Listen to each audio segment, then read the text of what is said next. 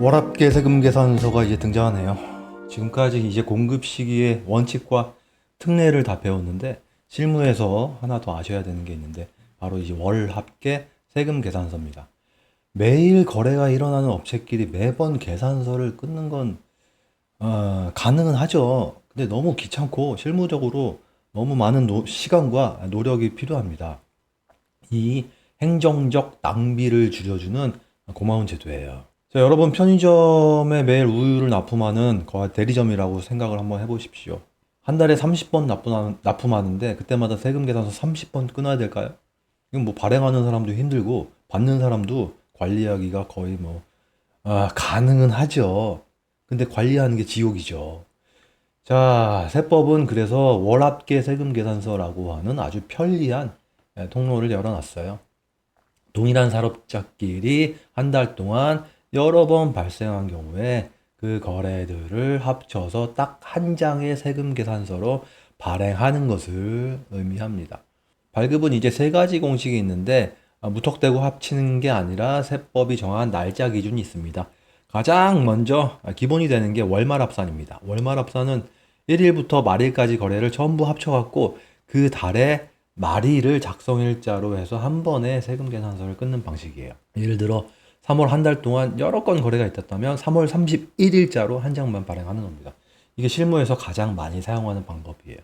두 번째로는 임의기간 합산이라고 하는 것도 있는데요. 이건 월 전체가 아니라 일정 기간을 나눠서 합산하는 방식이에요.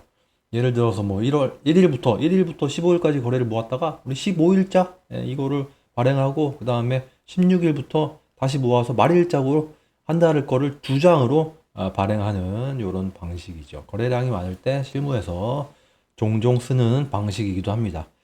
세 번째로는 특정일 합산인 건데 이건 좀 더 일반적인 개념인데 핵심은 기간을 정하고 그 기간의 종료일을 기준으로 발행한다는 거예요. 예를 들어서 1일부터 20일까지의 거래를 모아서 20일자로 발행할 수도 있고 특정 정산일을 기준으로 묶어서 발행할 수도 있습니다. 여기서 하나 포인트가 있는데 임의기간 합산하고 특정일 합산은 사실 완전히 다른 개념이 아니라 같은 구조를 표현하는 방식입니다. 임의기간 합산은 특정일 합산의 한 형태라고 보시면 되겠어요. 결과적으로 정리하면 월말 합산이 가장 기본적인 형태고 실무에서 가장 많이 사용하고요. 임의기간 합산은 기간을 쪼개서 운영하는 방식이고 특정일 합산은 이 모든 걸 포괄하는 개념으로 이해를 해주시면 되겠습니다. 마지막으로 한 가지 꼭 기억하실 점은 이 모든 경우에도 공급 시기는 각각의 거래일 기준으로 따로따로 존재합니다. 합쳐지는 건 오로지 세금 계산서일 뿐이고 공급 자체가 하나로 합쳐지는 것은 아니다라고 하는 점이에요. 자, 월합계 계산서는 그 달에 바로 끊는 게 아니라 다음 달 10일까지만 발행하면 정상으로 인정을 해줍니다. 사례 3월 1일부터 31일까지 매일 납품한 거래를 합쳐서 작성일자는 3월 30일로 적으셔야 됩니다. 실제 발행은 4월 10일까지 완료하면 됩니다. 참고로 10일이 토요일이면 휴일이면 그 다음 영업일까지 연장됩니다. 주의할 점은 달을 넘길 수는 없습니다. 월합계라고 하는 이름처럼 서로 다른 달에 일어난 거래를 한 장에 합칠 수는 없어요. 3월 거래하고 4월 거래를 합쳐서 한 장으로 끊는다? 이건 명백한 가공거래나 오류로 간주가 됩니다. 3월분은 3월 말일자로 4월분은 4월 말일자로 각각 쪼개서 관리하셔야 됩니다.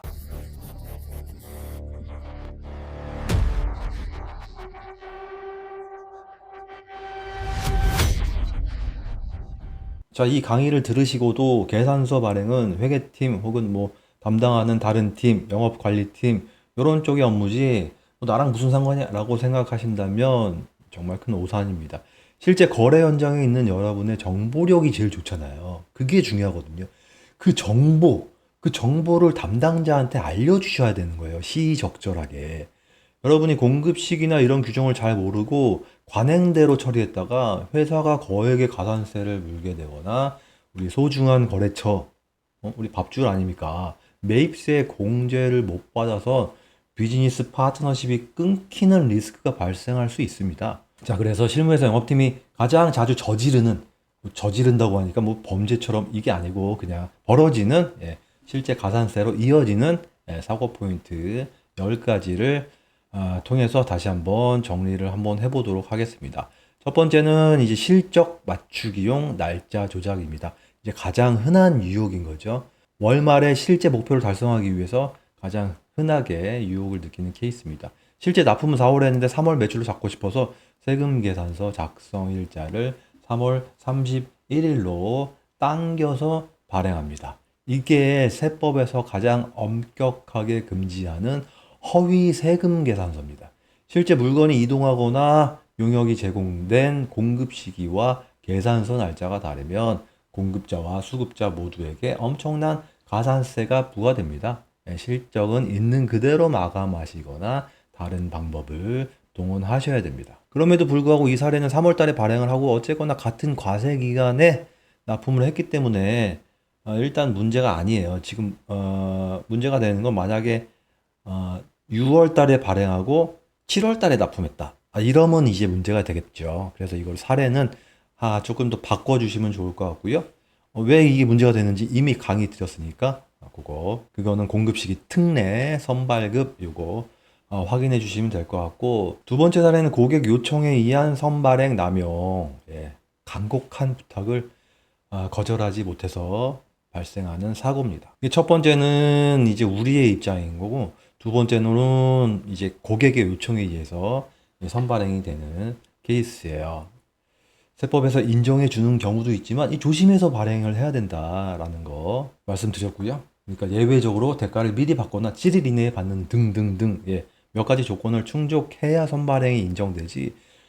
단순히 이런 거 안 따져보고 단순히 고객 편의를 위해서 끊어뒀다가 이 요건 못 맞추면 나중에 알고 보니까 이 요건 못 맞네요. 국세청 세무조사 나왔는데 장난 아닙니다. 미발급 되는 거예요. 큰 낭패를 보는 거고요. 세 번째로는 이제 출고일 기준으로 발행하는 사례예요. 창고에서 물건이 나간 날을 기준으로 세금 계산서를 보통 발행하는데, 하지만 이게 기간이 걸려 있다. 이러면 조심하셔야 됩니다. 택배 배송 중이라도 아직 고객한테 도착하지 않았다. 그러면은 일반적인 배송 시기는 고객이 물건을 실제로 인수하는 시점입니다. 따라서 단순한 출고일이 아니고 도착 시점을 기준으로 판단을 해야 된다. 만약 고객이 직접 와서 수령하거나 계약상 인도 조건이 별도로 정해진 경우에는 또 공급 시기가 달라질 수 있으니까 그건 또 하나하나 케이스 바이 케이스로 따져봐야 될 것 같고요. 네 번째로는 검수 조건을 무시하는 계약서의 복잡한 조건을 꼼꼼히 따지지 않는 이런 경우에 또 사고가 발생할 수 있어요. 대형 장비 납품이나 시스템 구축 계약인데 갖다 놓은 날 납품일 기준으로 세금 계산서를 그냥 끊으면 안 된다. 계약서에 어떻게 명시가 되어 있는지 확인을 해 봐야 된다라고 하는 거 배우셨죠? 검수 조건이 있는 거래는 검수를 완료한 날로 이연을 시켜야 된다. 단순히 납품한 날 끊으면 오류 해갖고 너 가산세 혼납니다. 국세청한테. 다섯 번째로 수출 신고일 중요하다. 수출 신고 필증 따지면 안 된다. BL 10돈 보호드 날짜를 반드시 확인을 하셔야 됩니다. 장기 할부 판매 시 한 번에 끊는 사례가 되겠죠.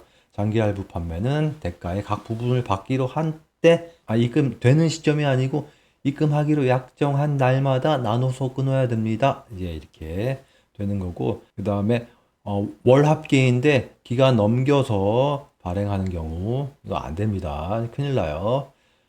작성 일자는 반드시 거래가 발생한 달의 말일이어야 합니다. 발행은 다음 달 11일이에요. 이게 절대로 헷갈리면 안 됩니다. 작성 일자는 무조건 이번 달, 발행은 다음 달 10일까지 꼭 기억하시고요. 그 다음에 역발행, 늦게 승인하는 경우에 사고 납니다. 아홉 번째, 계약서가 조건이 모호한 경우에 이거 나중에 분쟁이 생깁니다. 일단 우리 회사 내에서 재무팀하고 분쟁이 생기고, 그 다음에 우리 회사하고 거래처하고 분쟁이 생기고요. 그 다음에 우리 회사하고 거래처 모두 국세청하고 분쟁이 생길 수 있는 이런 진짜 여러 가지 분쟁의 이 씨앗은 제거를 해야 돼요. 처음에 계약서만 잘 쓰면 이거 다 해결될 수 있는 저희가 피해 갈 수 있는 리스크거든요. 계약서 이거 문구 하나 잘못 써갖고 이것저것 세금상으로도 문구가 발생하고 또 거래처랑 또 싸우게 되고 이렇게 되니까 계약서 신중하게 잘 쓰셔야 된다라고 하는 말씀을 드려요. 요새는 AI 도움 받아갖고 이런 리스크 사전에 다 쉽게 캐치할 수 있고 변호사 도움 받지 않더라도 그죠? 어느 정도는 계약서 변호사보다 잘 작성해주지 않을까 싶은데 자 마지막으로 열 번째는 폐업 시점에 남은 재고는 자기한테 공급된 것으로 간주해갖고 부가가치세를 과세하니까 폐업 후에 이제 세금 폭탄을 맞게 됩니다. 일반적인 자영업자나 여기에 해당이 될 것 같고 뭐 우리는 폐업 안 하고 우리 회사 잘 될 거니까 넘어가도록 하겠습니다. 자, 10가지 사고 포인트. 뭐 생각보다 뭐 복잡하고 위험하죠. 이런 게 위험했구나 라고 이제 지금 느끼시는 분들이 아마 대부분일 거예요. 개념 잡고